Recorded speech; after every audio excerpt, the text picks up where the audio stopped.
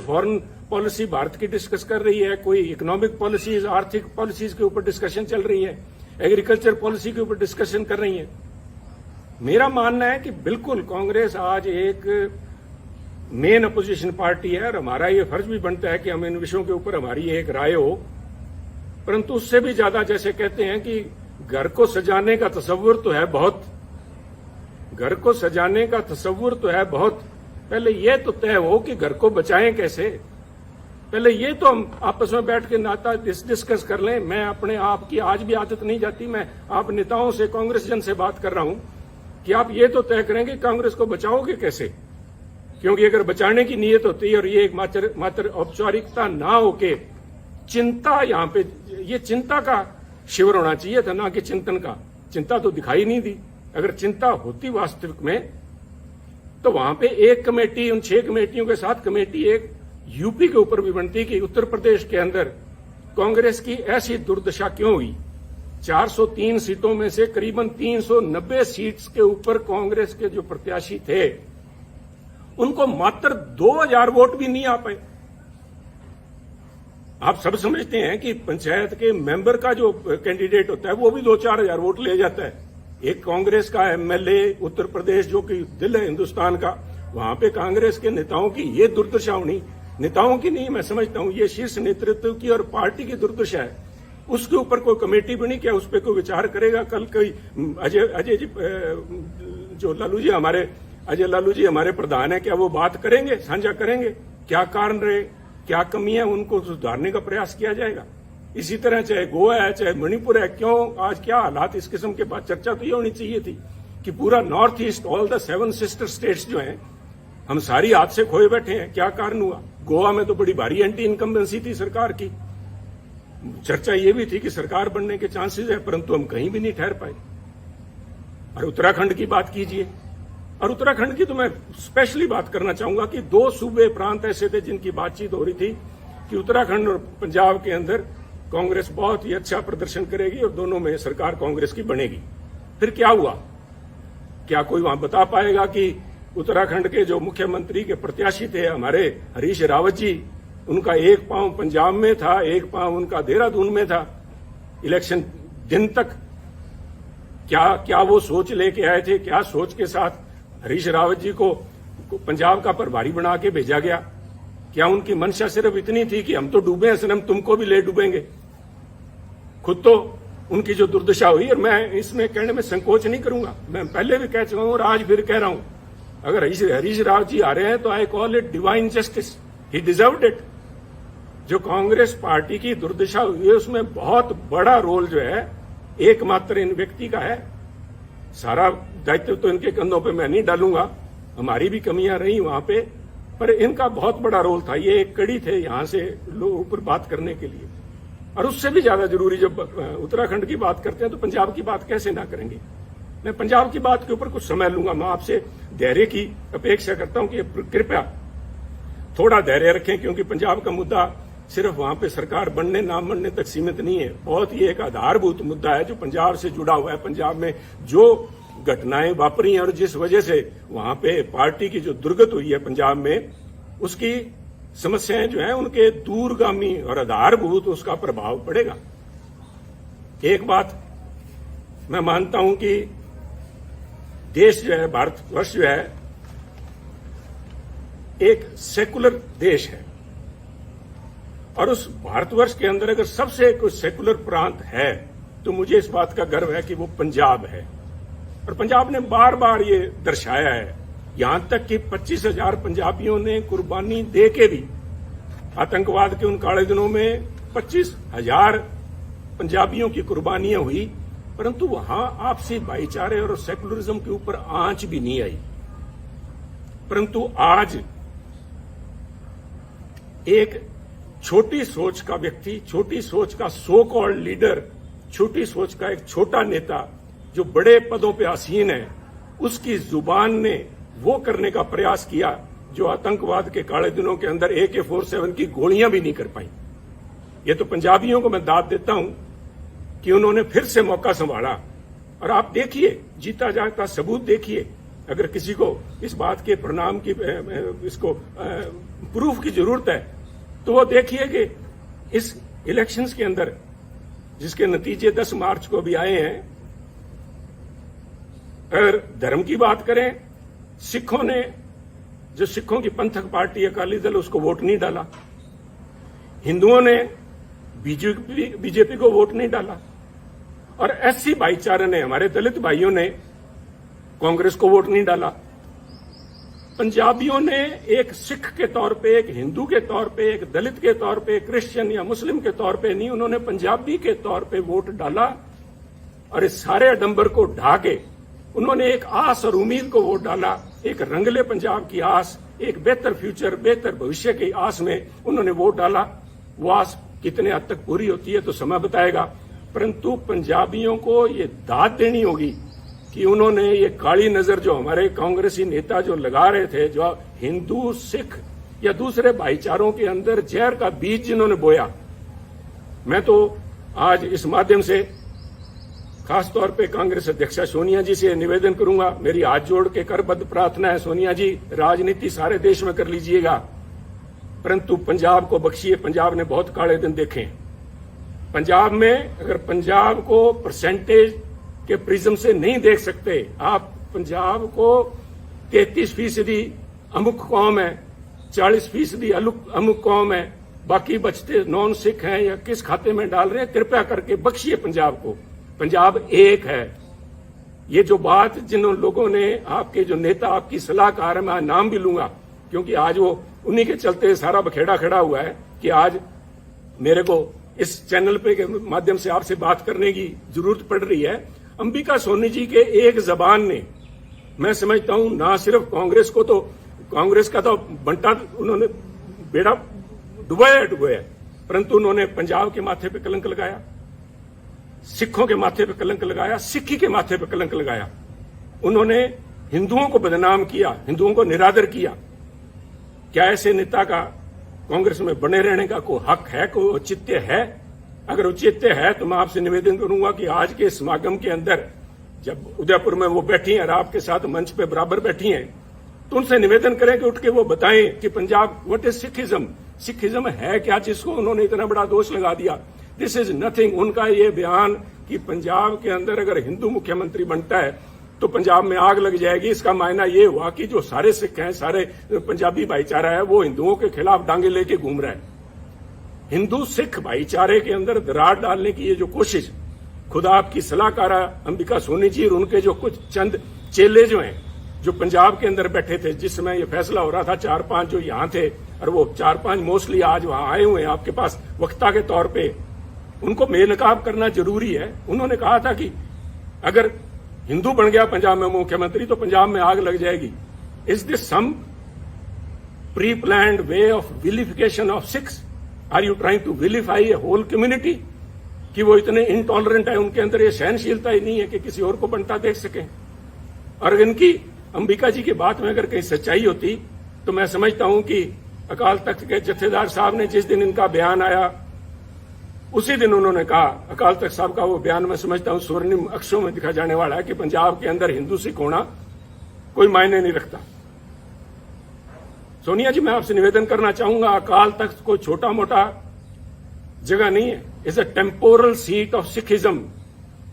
यहां पे महाराजा रणजीत सिंह भी आके पेश हुए हैं।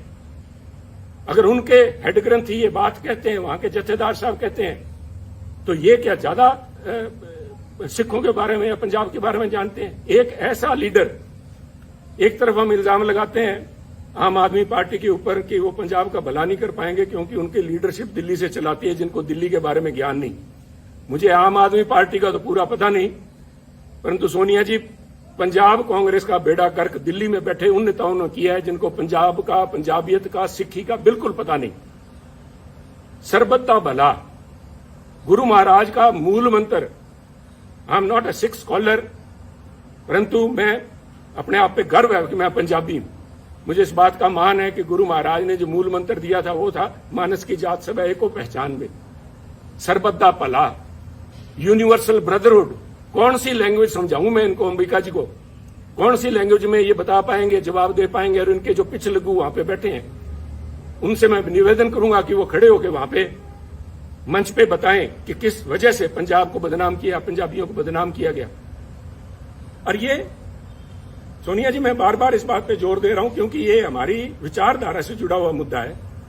इसका प्रभाव सिर्फ पंजाब तक सीमित नहीं रहेगा। ये तो आप मान के ले लीजिए कि जब तक इन लोगों से आप पीछा नहीं छुड़ाएंगे तब तक कम से कम पंजाब में कांग्रेस के पांव नहीं लग पाएंगे। ये आप एक मेरी भविष्यवाणी लिख लीजिए, चाहे नोट कर लीजिए मेरी तरफ से।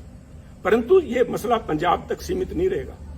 This itself shows fundamental problem which is Congress is facing today. आप अपनी चाल ही भूल गए। आप अपने आप को, आप पे इल्जाम लगते हैं कांग्रेस पार्टी के ऊपर सूडो सेकुलरिज्म के, कभी सॉफ्ट हिंदुत्व के, और कभी इस किस्म के बयान आ जाते हैं जिनको कुछ लोग कहेंगे मेजोरिटेरियन एक्सट्रीम लिए बैठे हैं आप। इन बातों का आपके ऊपर जो प्रभाव पड़ेगा वो मैं समझता हूं। आप इन सारे जो इल्जाम लगते हैं आप इनको तस्दीक कर रहे हैं। ये लोग आपके पास मंच पे बैठे हैं, यू आर विटिंगली और अनविटिंगली एंडोर्सिंग देयर व्यू। ये कौन, मेरा गुनाह क्या था? जब ये अंबिका जी का बयान आया, इनके चेलों का बयान आया कि पंजाब में अगर हिंदू मुख्यमंत्री बनता है आग लग जाएगी, तो मैंने कहा ये सोच कांग्रेस की सोच नहीं है। ये सोच किसी एक, I said a petty person, a small-minded person occupying high positions, and I meant your advisor, Ambika ji. Let me be honest with you. मेरे को फांसी लगानी है, लगाइए आप। मैं आज यहाँ सफाइयां देने के लिए नहीं आया आपके पास में। मैं तो आपको एक राय देने के लिए आया हूं, जो पंजाब की भावना आपके सामने रखना चाहता हूं। अगर इन लोगों को आज आप भी अपने साथ बिठाए बैठे हैं पंजाब में, आप भूल जाइए पंजाब के बारे में। इनको ना सिर्फ सिख, ना सिर्फ हिंदू, बल्कि पंजाब का एक एक बच्चा इनको कोसेगा और इनको ये परिणाम भुगतने पड़ेंगे, अंबिका जी को और इनके इन चेलों को, जिन्होंने यहाँ पे पंजाब कांग्रेस भवन में या होटल के कमरों में जाके अजय माकन जी को या हरीश रावत और उनको हरीश बायतू को जाके जो कहा था, इसका देना आपको देना पड़ेगा। परंतु आज अगर आप भी नहीं समझते, पंजाब के लोगों ने आपको जो कुछ दिखाया है उसके बाद भी अगर नहीं समझे, और आप आज भी, जैसे मैं समझता हूं it was a poor attempt to portray Congress as BSP in Punjab. आपने निर्णय, राहुल जी ने लिया, बड़ा अच्छा निर्णय था, सबसे पहले स्वागत मैंने किया था, that he has broken a glass ceiling. पर जिस तरीके से उसको प्रस्तुत किया गया, तो लोगों ने कहा कि अगर हमने जात पात और जाति के आधार पर वोट डालना है तो हम नकली बीएसपी को वोट क्यों डालें, असली बीएसपी को क्यों नहीं डाल लेते। और वही मसला आपके साथ, चाहे आप जब सॉफ्ट हिंदुत्व की बात करते हैं, लोग कहेंगे अगर वोट ही धर्म के नाम पे डालना है तो फिर बीजेपी को क्यों ना डाले, ये नकली बीजेपी को क्यों डाले। तो आप अपने वजूद पे रहिए। Don't this drift off your intellectual, you are losing the moorings, intellectual moorings. यही तो आपके पास सारा कुछ था। इसी विचारधारा के साथ तो लोग हमारे जैसे जुड़े थे। और आप में दूसरों में फर्क क्या है, इसका कौन जवाब देगा? ये जवाब तो आपको ढूंढने पड़ेंगे। इसके लिए किसी सलाहकार की जरूरत नहीं पड़ेगी। इसके साथ ही पंजाब की जब मैं बात करूंगा, मैं नहीं चाहता था कि मैं अपनी बात करूं। मैं यहां सफाई, फिर से कह रहा हूं, मैं सफाई देने के लिए यहां नहीं आया।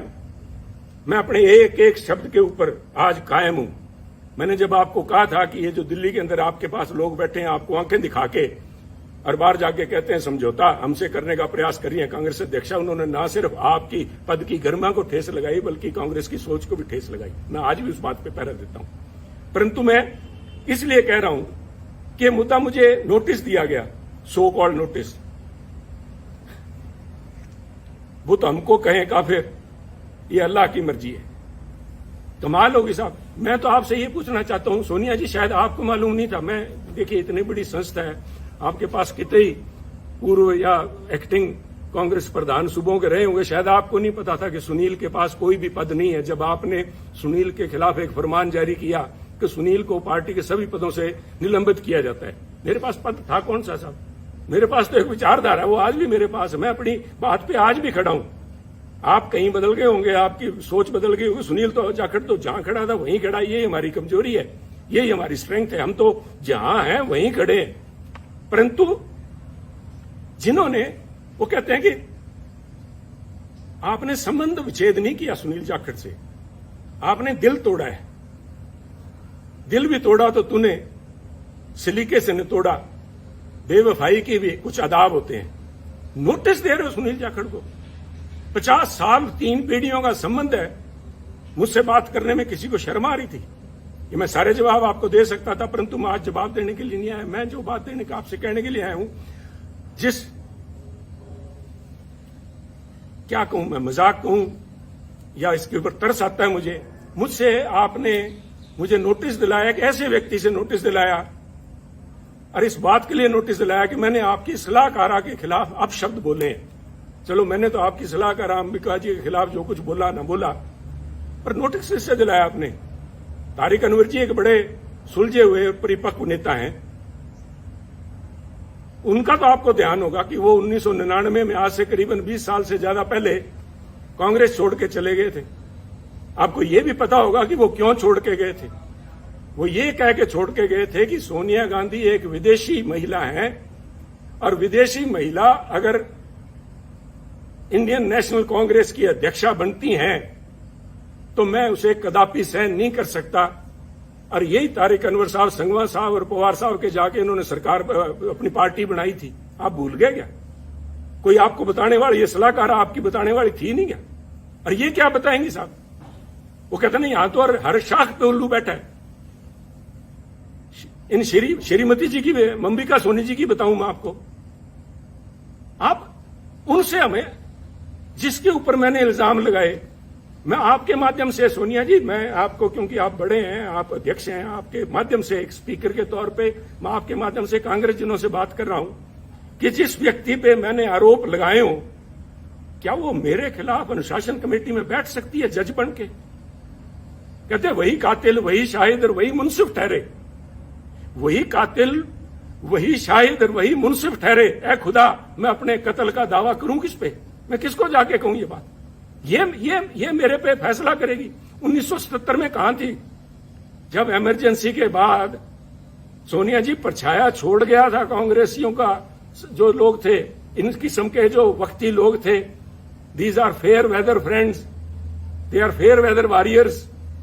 इंदिरा जी की चहेती थी ये, संजय जी के साथ ही मिलकर काम करती थी, इसलिए इंदिरा जी का इनके तरफ बड़ा मान सत्कार था। और उस मान सत्कार का नतीजा इसी अंबिका सोनी जी ने यह दिया कि 1977 में जब उनको अपने साथियों की जरूरत थी, तो अंबिका जी सबसे पहले उस डूबते जहाज से छलांग मार के गई थी।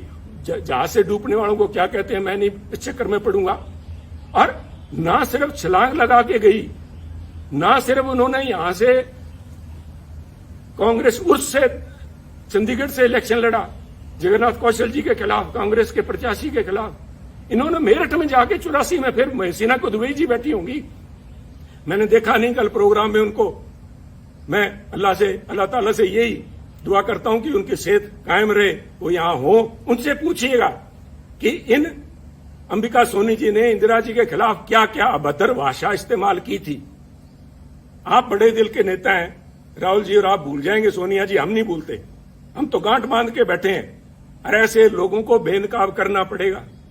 जब मैं ये बातें कर रहा हूं, जो मेरा ये किस्सा है, this is a case study in itself, the way Punjab issue has been handled from the very beginning. छोड़िए सुनील को उतारा गया जुलाई 2021 के अंदर ये कह के कि सुनील जाखड़ मुख्यमंत्री कैप्टन अमरिंदर सिंह जी के साथ मिलकर काम करता, उनका बहुत नजदीकी है, मिले हुए दोनों।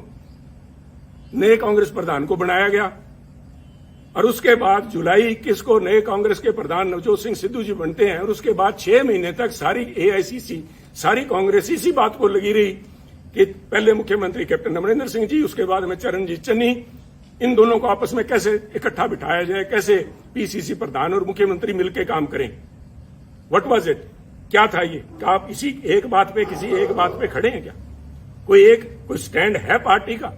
और ये जो डिस्टेबलाइज करने की प्रयास किया गया, मैं जिनकी बात कर रहा हूं, डिवाइन जस्टिस की, रावत साहब को भेजा इसलिए गया था कि कैप्टन अमरिंदर सिंह व सिटिंग प्रिटी, उनको डिस्टेबलाइज किया जाए। सोनिया जी, डिस्टेबलाइज तो विरोधी पार्टियां करती हैं।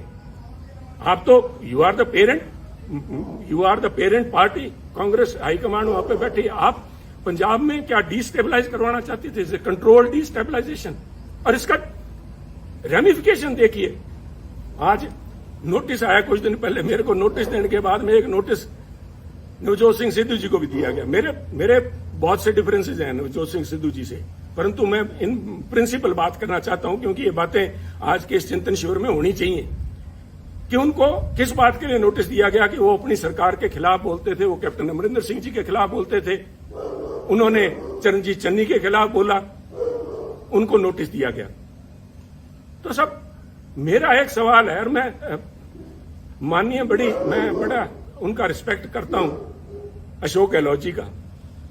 अशोक गहलोत जी, आपकी सरकार को डिस्टेबलाइज क्या सुनील जाखड़ ने कर रखा है क्या, जो सुनील को नोटिस दिया गया है? आपकी सरकार को नवजोत सिंह सिद्धू ने डिस्टेबलाइज कर रखा है क्या? सुनील जाखड़ तो शायद कैप्टन अमरिंदर सिंह से मिला हुआ था या नहीं था, वो तो ये खुद जानते हैं, क्योंकि एक एक बात का इनको ब्यौरा दिया हुआ था। मैं नहीं चाहता था कि कांग्रेस की लड़ाई सड़कों पर उतरे, परंतु ये इनका फैसला था सिर माथे, मैंने उस माथे को कबूल किया, सिर माथे कबूल किया। परंतु नवजोत सिंह सिद्धू तो सिर्फ बोलते ही हैं, और आपके यहां तो गहलोत साहब हर 15वें दिन आपको बताना पड़ता है राजस्थान की जनता को कि मैं अभी मुख्यमंत्री रहूंगा। और जिन लोगों ने मानेसर में जाके महीना तक कैंप किए रखा, आपकी सरकार के ऊपर ही एनफोर्समेंट डायरेक्टरेट की रेड करवाई, वो तो आप अच्छे थे कि पंजाब वाले से हालात आपके साथ नहीं बने, आपके भांजे भतीजे के यहां 25-30 करोड़ रुपए नहीं मिले तो आप बच गए। उन लोगों को नोटिस नहीं जाना चाहिए? उन लोगों को तो कांग्रेस अध्यक्ष मंत्रणा के लिए बुलाते हैं। तो क्या एक संदेश दे रहे हैं? एक मन बनाना पड़ेगा, क्योंकि अगर सुनील ने खता की है और सुनील की वजह से अगर पंजाब में सरकार नहीं बन पाई, और जैसे कि आपके हरीश बायतू जी कह रहे हैं कि सुनील की वजह से, सुनील के बयानों की वजह से आसपास वाली स्टेट्स के अंदर भी कांग्रेस को नुकसान हुआ है, तो फिर सुनील को निकाला क्यों नहीं? मैं ये पूछना चाहता हूं। अगर आपने फैसला ले लिया सुनील ने गलत किया तो सुनील को निकाल के बाहर करो। एक संदेश जाना चाहिए। मेरा कहने के बाद आप फैसला लीजिए, आपको फैसला करना पड़ेगा। मेरा मानना है ये जो कुछ भी हो रहा है, ये चंद चापलूस लोग जिन्होंने घेर रखा है, वो सिर्फ चापलूस ही नहीं है।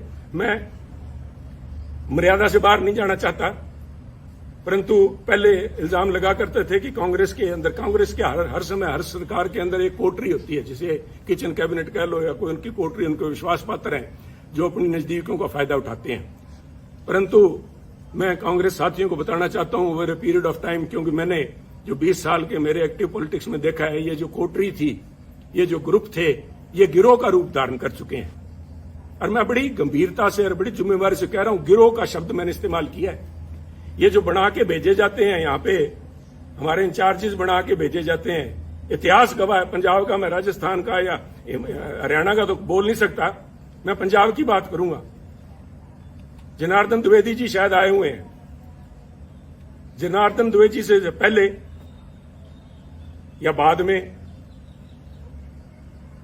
एक शकील अहमद साहब को छोड़ दीजिए, चाहे वो चाणक थे, चाहे वो आशा कुमारी जी थी, चाहे रावत जी थे, और चाहे हमारे हरीश बायतू जी थे, ये सारे के सारे एक ही आका के जाके पैरों में हाथ लगाते हैं। वो हमारे पंजाब की आंटी बैठी है वहां पे, इन सारों को उनका वृद्ध हर्ष, उनका जो हर्ष था उनके ऊपर था।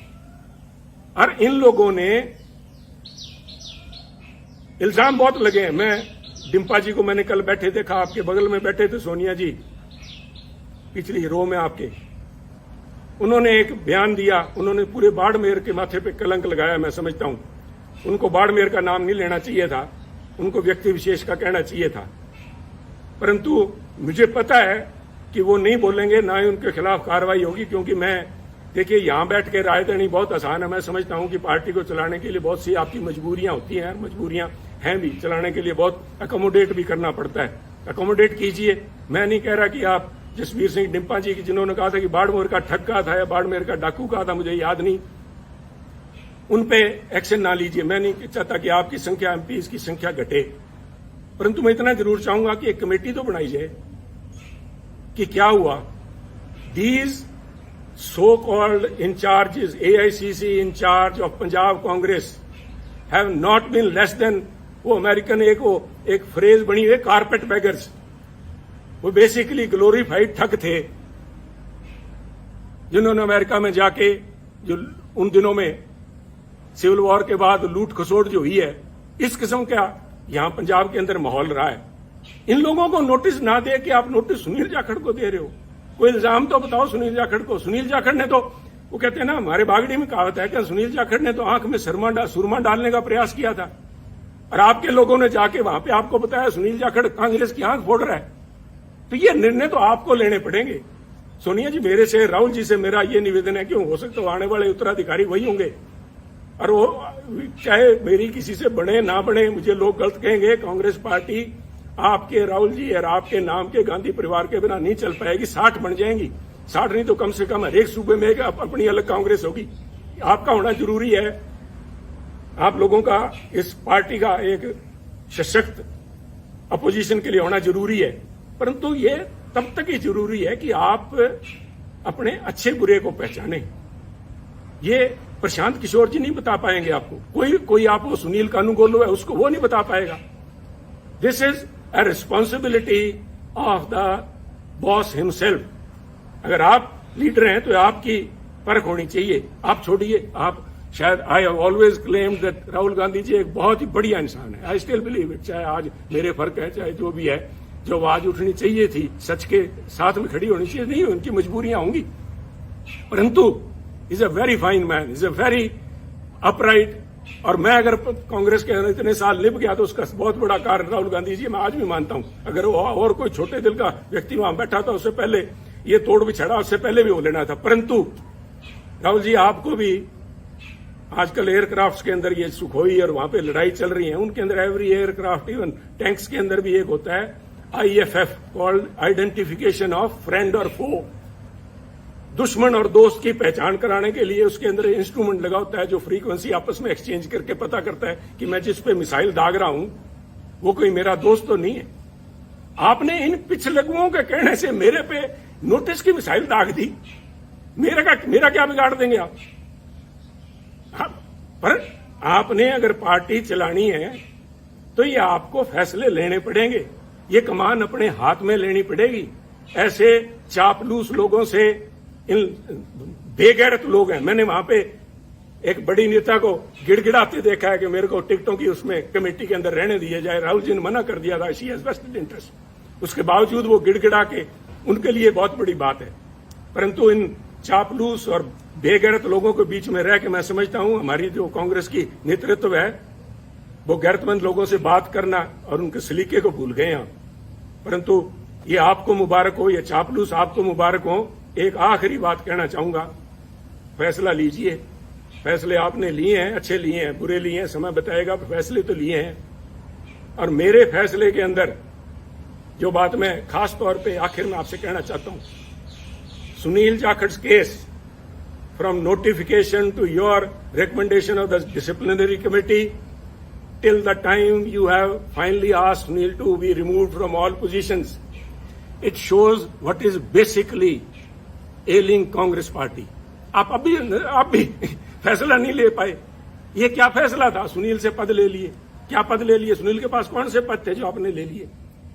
इट इज बिकॉज आज भी either you lack conviction or you have doubt whether these allegations are true or not। पर मिसाइल तो छोड़ दी, अब ये तो वापस नहीं आएगी। आपने तो मिसाइल दाग दी, सुनील का तो आपने कर दिया कुंडा। सुनील की गैरत, सुनील का ऑनर उसके लिए बहुत बड़ी बात है। और जिस दिन आपने नोटिस भेज दिया, मेरा तो आपसे उसी दिन संबंध विच्छेद हो गया। परंतु 50 साल आड़े आते हैं बीच में, इसलिए मैं आपसे संबोधित हूं कि ये कमान अपने हाथ में लीजिए, दोस्त और दुश्मन को पहचानिए। दोस्त दुश्मन नहीं पहचान सकते, कम से कम एसेट और लायबिलिटी तो पहचान लीजिए। एसेट कौन है और लायबिलिटी कौन है? ये लोग आपको कहेंगे कि पंजाब में हमने एक नेशनल एसेट क्रिएट किया। अगर वो एसेट है तो उस एसेट को क्यों नहीं पंजाब कांग्रेस का प्रधान बनाया? क्यों नहीं उसको यूपी में ले गए? हमारे यहां तो 17 फरवरी को पंजाब के अंदर इलेक्शन कैंपेन खत्म हो गया था। अगर आपने वाकई जात पात के नाम पे वोट मांगने का ठान ही लिया था पंजाब में, तो यूपी में क्यों नहीं लेके गए मायावती जी को काउंटर कराने के लिए? या already has become an embarrassment. ये फैसले आपको लेने होंगे और उसके लिए मैं आपका ध्यान, राहुल जी, लेके जाना चाहूंगा पानीपत की पहली लड़ाई बाबर की तरफ। बाबर ने पहली दफा हाथी देखे जब वो पानीपत आया, और एक हाथी को मंगवा के उसने सवारी करने की इच्छा जताई। तो हाथी उनके सामने पेश जब किया गया बाबर के सामने, और हाथी के ऊपर बैठा जब बाबर, तो उसने बैठ के अपने सभा सेनापति से कहा इसके जानवर की लगाम मुझे थमाओ। तो उन्होंने कहा जनाब हाथी की लगाम नहीं होती। तो उसका सवाल था निश्चित तौर से कि तो फिर ये चलाऊंगा कैसे। कहते जी इसकी जो लगाम है, जो इसका जो अंकुश है, वो सामने जो बैठा है, वो जो अंबिका सोनी तारे बैठे है या कोई तारिक अनवर बैठा है, उनके हाथ में अंकुश हुआ है। अंकुश है जो प्रौढ़ जिसको बोलते हैं, वो है। तो बाबर ने तब कहा था कि इसको हाथी को बिठाओ और मेरे को नीचे उतारो। तो उन्होंने कहा क्या बात होगी महाराज। तो उन्होंने कहा मैं उस चीज की सवारी कभी नहीं करूंगा जिस चीज की लगाम, जिस जानवर की लगाम मेरे हाथ में ना हो, जिस संस्था की लगाम मेरे हाथ में ना हो। तो मेरी आपसे बेनती यही है, with all due respect and for all the respect and all the time we have spent together and with the party, 50 साल की, आगे बढ़िए, कमान सामिए और इन पिछले लोगों को ऊपर छोड़ के कांग्रेस पार्टी को अगर जिंदा रखना है तो ये लगाम अपने हाथ में लीजिए, वरना इस किस्म के जो चिंतन शिविर हैं, इसी प्रशांत किशोर ने आपको कहा था, यूपी में आपको लेके गए थे, कैंपेन का नाम था खाट पे चर्चा। आज कांग्रेस पार्टी खटिया पे नजर आ रही है। अगर आज समय रहते नहीं संभले, वक्त की फिक्र करना दा क़यामत आने वाली है, तेरा जिक्र भी ना होगा दास्तानों में। तो इसलिए शुभकामनाओं के साथ, चाहे आज मैं समझता हूं कि this is my parting gift, my last word spoken to the Congressman, but मैं इस विश्वास के साथ कह रहा हूं कि कोई ना कोई, मैंने आज भड़ास निकालने के लिए नहीं, आप में कमियां निकालने के लिए नहीं, उन बातों को उजागर किया है जिनके ऊपर चिंतन भी नहीं, चिंता करने का विषय है। आज आपका भी इम्तिहान है, और वो जो 450 सो कॉल्ड सीनियर लीडरशिप बैठी है, आज मैं देखना चाहूंगा कि कितने लोग खड़े होकर सच्चाई पे पहरा देते हैं, कितने लोग खड़े होकर कहेंगे कि वो 5-4 जो पंजाब वाले आए हुए हैं जिन्होंने आग लगाने की बात की थी, उनको बाहर निकाला जाए हॉल से। उनको तो आपने स्पीकर बना रखा है, वो तो आज यहाँ पे आपके वर्कर्स को एड्रेस करेंगे, और जिनकी वो मुखियां हैं उनको मंच पे मठासीन है। तो आप देखिए, या आप जाने, मैं एक दफा फिर से, मैंने पहले भी जिस दिन नोटिस आया था उस दिन कहा था good luck to Congress party, and today I again say good luck and goodbye Congress. जय हिंद।